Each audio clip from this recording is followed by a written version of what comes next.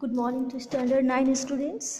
अभी तक ये हम लोग सेल चैप्टर स्टार्ट कर चुके हैं। सेल चैप्टर में मैंने इंट्रोडक्शन और सेल स्ट्रक्चर स्टार्ट किया था। तो सेल स्ट्रक्चर में हम लोगों ने सेल मेम्ब्रेन के बारे में पढ़ा था।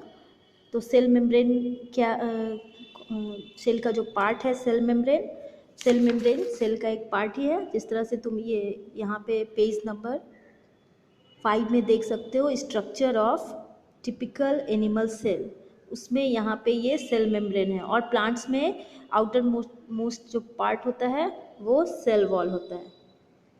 तो ये सेल वॉल और सेल मेम्ब्रेन सेम चीज़ हुआ। ये रिजिडिटी दिया, सेल के इंटरनल पार्ट को सेव किया। और ये जो होता है परमिएबल होता है। परमिएबल मीन्स होता है कि आने जाने देना जो सब्सटेंस है, सॉलिड, लिक्विड, गैस।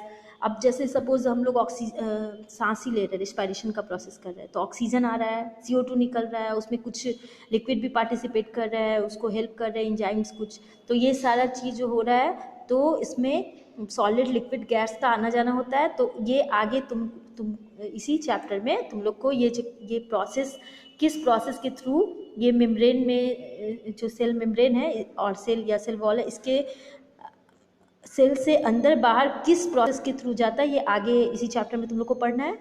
अभी तुम लोग को इस चैप्टर में सेल मेम्ब्रेन के बाद है प्रोटोप्लाज्म। तो प्रोटोप्लाज्म क्या है? All the components of a cell including the cell membrane is known as protoplasm. It is a colourless jelly like viscous semi fluid substance. जितने भी सेल हैं सभी सेल में प्रोटोप्लाज्म, जिसे जीव द्रव्य भी कहते हैं, एक लिक्विड चिपचिपा सब्सटेंस है जो सेल के अंदर पाया जाता है। तो ये प्रोटोप्लाज्म जो है ये विस्कस सब्सटेंस होता है, चिपचिपा होता है, और located nucleoplasm and the surrounding of cytoplasm.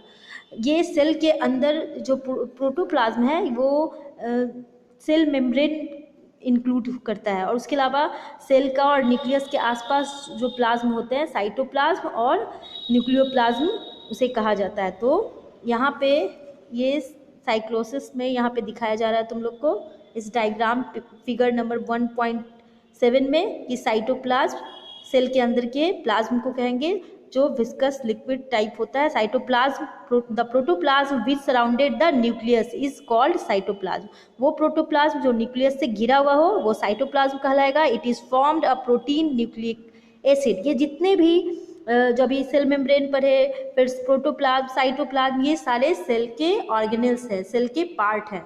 जो एक सेल है उसका इलेक्ट्रॉनिक माइक्रोस्कोप के थ्रू देखने पे इस तरह का स्ट्रक्चर दिखाई देता है, उसके ऑर्गेनेल्स सारे दिखाई देते हैं। उसी के बारे में हम लोग नॉलेज ले रहे हैं और उसका क्या फंक्शन है ये जानना है। इस चैप्टर का मेन यही है। तो साइटोप्लाज्म जो प्रोटोप्लाज्म ही है एक तरह का, लेकिन वो सेल जो है सराउंडेड होता है न्यूक्लियस से, तो साइटोप्लाज्म कहलाएगा। Inside the cytoplasm there are known as cytoplasmic organelles. Cytoplasm के अंदर जो ऑर्गेनेल्स है वो साइटोप्लाज्मिक ऑर्गेनेल्स कहलाएंगे। This organelles are the sites of various metabolic function of the cell. ये जो सेल के हैं ये ऑर्गेनेल्स सारे फंक्शन करेंगे। ईच ऑर्गेनेल्स जो ये टाइनी ऑर्गन्स होते हैं, उसके छोटे छोटे ऑर्गन्स होते हैं, इज मेम्ब्रेन बाउंडेड। सारे जो भी ऑर्गन्स है, छोटे छोटे जो भी ऑर्गन्स है, उसके देख रहे हो सेल का ये एक पार्ट है। तो हर पार्ट का अपना नेम है जो तुम्हें पहले प्रीवियस क्लास में मैं बता चुकी हूँ। तो ये जो पार्ट है ये सब एक एक जो है बाउंड होता है, घिरा होता है। These organelles are sites for various metabolic function. Each organelle's tiny organ is membrane bounded. ये एक membrane से घिरा होता है। Some of these organelles are visible only under the electron microscope. और ये सिर्फ इलेक्ट्रॉन माइक्रोस्कोप के अंदर ही ये विजिबल होते हैं। ये कुछ जो हैं बहुत ज़्यादा टाइनी होते हैं। The important cytoplasmic organelles are describe below. Cytoplasmic जो भी ऑर्गेनेल्स है उसमें नंबर 1 क्या है? इंडोप्लाज्मिक रेटिकुलम, जिसे ER से भी डिनोट किया जाता है। तो ये जो इंडोप्लाज्मिक रेटिकुलम है ये एक network of tube like structure running through the cytoplasm. ये इंडोप्लाज्मिक रेटिकुलम तुम ये डायग्राम में देख सकते हो, जैसा कि इस डायग्राम में इंडोप्लाज्मिक रेटिकुलम ये है, ये रेटिकुलम है, इसमें ये जो रफ सरफेस को दिखाया जा रहा है, शो किया जा रहा है, ये इंडोप्लाज्मिक रेटिकुलम रफ सरफेस है, और ये इंडोप्लाज्मिक रेटिकुलम जो है ये स्मूथ सरफेस वाला। तो ये देख लो सेल का ये पार्ट है, ये नेटवर्क लाइक स्ट्रक्चर है, while others are connected to the cell membrane, और कुछ जो है सेल मेम्ब्रेन से कनेक्ट होते हैं। Endoplasmic reticulum is of two types, ये दो तरह के होंगे, एक रफ और एक attach to it the reticulum is rough. Ribosome जो है उससे अटैच है तब ये रफ कहलाएगा, और जब नहीं अटैच है तो ये स्मूथ कहलाएगा इसका सरफेस। इसका फंक्शन क्या होता है, तो सेल में इसका फंक्शन होता है it increases the surface area of the cytoplasm for various metabolic activities of the cell.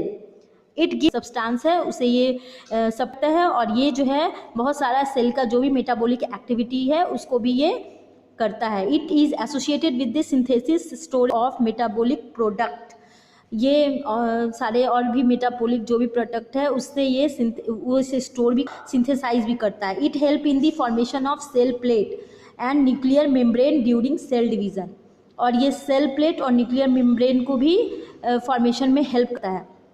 तो सेल का ये एक तरह ये इंडोप्लाज्मिक रेटिकुलम क्या हुआ, सेल का एक पार्ट हुआ, और ये सारा फंक्शन करता है। तो मेनली तुमको ये जानना, और ये सेल का जो ऑर्गन है ये कहाँ पे सिचुएटेड है और इसका फंक्शन क्या है।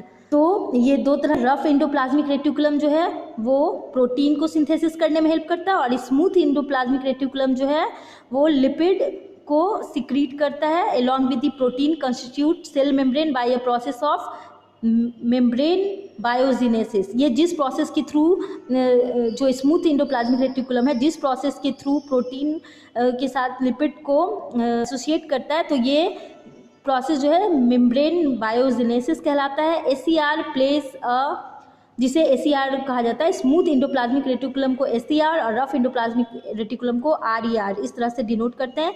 एसीआर जो है वो प्ले करता है बहुत क्रूशियल रोल, ये प्ले करता है detoxifying many poisonous and drugs.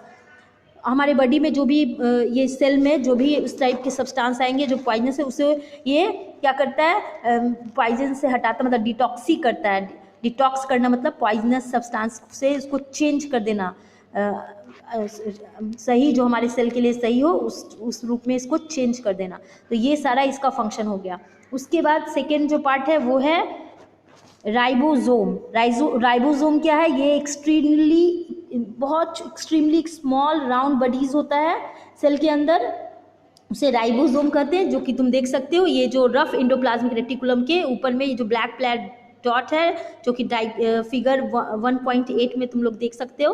तो ये जो है ये है राइबोसोम, जो कि ये राउंड बॉडीज है found either in the free state और इन दी साइटोप्लाज्म और attach to the surface of ER, या तो इंडोप्लाज्मिक रेटिकुलम से अटैच होगा या फ्री रूप में भी, फ्री स्टेट में भी होगा। They are composed of ribonucleoprotein, ये राइबो न्यूक्लिक प्रोटीन है एक तरह का, उसी से बना है, ribonucleic acid and protein से मिलकर बना है। और इसका मेन फंक्शन क्या है, तो इसका फंक्शन है the main function of ribosomes is to act a platform to work place for the synthesis of protein. ये प्रोटीन, ये भी जो है राइबोसोम जो है, राइबोसोम्स जो है वो भी एक राइबोसोम्स भी प्रोटीन के सिंथेसिस में हेल्प करता है। अब नेक्स्ट होगा माइटोकॉन्ड्रिया, जो कि मैं तुम्हें नेक्स्ट क्लास में एक्सप्लेन करूंगी। तो मेनली तुम लोग को यही जानना है सेल के सारे ऑर्गेनेल्स के बारे में और उसका फंक्शन क्या है। तो उसमें अभी हम लोगों ने प्रोटोप्लाज्म, साइटोप्लाज्म, उस साइटोप्लाज्म का जो पार्ट है इंडोप्लाज्मिक रेटिकुलम एंड राइबोसोम के बारे में पढ़ा। अब नेक्स्ट क्लास में माइटोकॉन्ड्रिया, उसके बारे में मैं डिटेल से तुम लोग को एक्सप्लेन करूँगी। ओके।